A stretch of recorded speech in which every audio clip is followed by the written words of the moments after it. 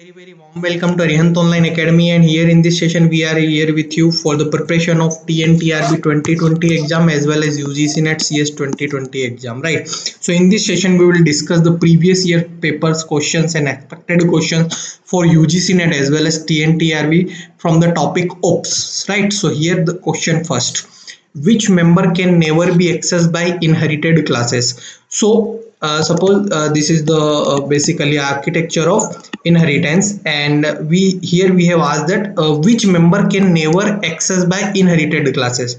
So private member function can never be accessed by inherited classes. Suppose they are suppose it is class A, class B, class C, or function A, function B, function C. Then function B and C can't access the private member functions of class A, which is basically B is inherited the functions from A, and C is also inherited. Suppose it is also inherited from B or A, right? So private member function is only available, basically it is access specifier, so only class function A can be used to use private member function, right? It cannot be accessible by B and C. So option A is the right answer. Okay, the next question is, which syntax among the following shows that a member is a private in a class? So you all know that initially we need to declare if we need to declare member in a private class, then private keyword you should be used, then function name we need to use, right? Function name should be there, and after function name what parameter we want to pass. So this should be the syntax. So option C is the right answer. Let's see the correct answer. Yes, option C is the right answer. Next question is, how many private member functions are allowed in a class? So how many private member functions are allowed? Basically there isn't any limit now. As many as required basically it depends on the memory, it depends on your system's memory, right? So here as many as required would be the right answer, right? Basically as many, no restriction is there, right? And if restriction is there, then it is from your memory point of view. That is why D is the right answer. Question 4 is, what is an exception? So here we have asked that what is exception. So option A, problem arising during compile time. Option B, problem arising during runtime. Option C, problem in syntax or problem in IDE. So exception, problem in syntax, it is not an exception. Problem in IDE, it's also not an exception. Now problem arising during runtime, it is called as exception. So exception is nothing but the problems which may arrive at the runtime or at the execution time is the correct answer. Option B is the right answer. The next question here is, which are the two blocks that are used to check error and handle? To check the error, we need to check the error as well as we need to handle the error.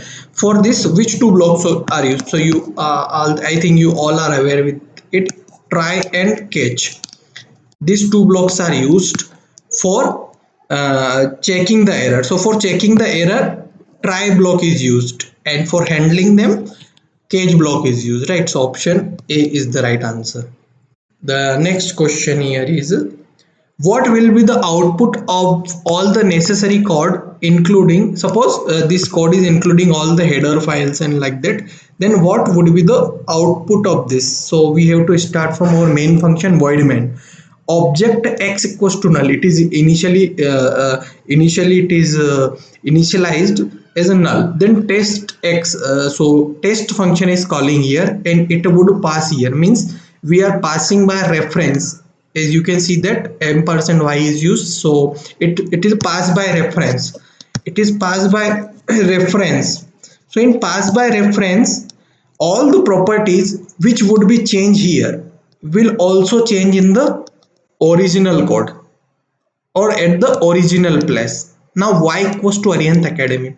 So here we have passed ampersand y equals to Arihant Academy. So the initially object x was null now, so it will also replace here with this keyword, that is Arihant Academy, and it would execute here and after that system.out.println x. So the x would be now Arihant Academy. Why? Because we have used pass by reference parameter. So option D is the right answer, because in pass by reference, whatever the value we have passed, it's also changed the original value, right? So option D is the right answer.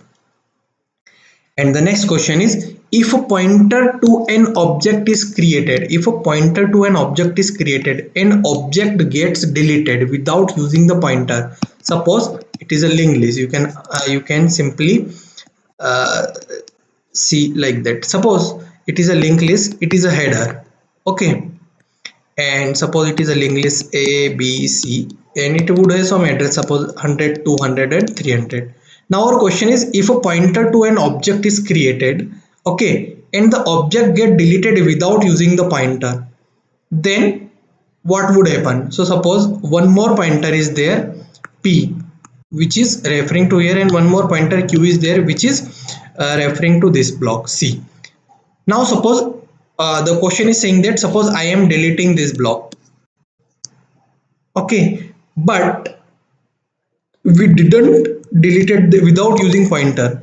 So Q is referring to invalid address now, because it is suppose address 300 is get deleted. So to whom Q will refer? So it would refer to invalid address. It would refer to invalid address. So invalid address means this Q pointer becomes dangling pointer. Dangling pointer, basically we called it as a dangling pointer. So it would not become null, it would not become zero, and not become void pointer. It is called as dangling pointer. So option B is the right answer. So guys, I hope all the questions which I have discussed with you are clear to you. Further, if you have any kind of doubts or queries in any kind of question, please comment your doubts and queries, and I will try to solve your doubts and queries as early as possible. And guys, please like our video lectures, and please subscribe the our channel, and please hit the press bell icon button, so that we can also get you can also get aware with the latest content and important video lectures for your upcoming exams. Thank you so much guys, have a very nice day. Jai Hind, Jai Bharat.